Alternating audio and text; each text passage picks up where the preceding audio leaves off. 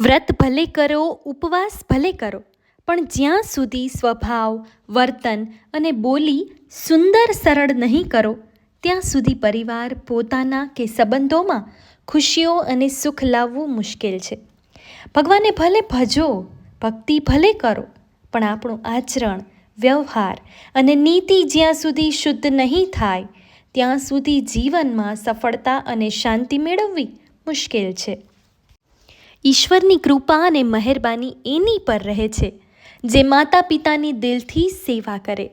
આશીર્વાદ ત્યારે મળે છે જ્યારે માણસ બીજાની દુઆઓ અને સત્કર્મની કમાણી કરે છે.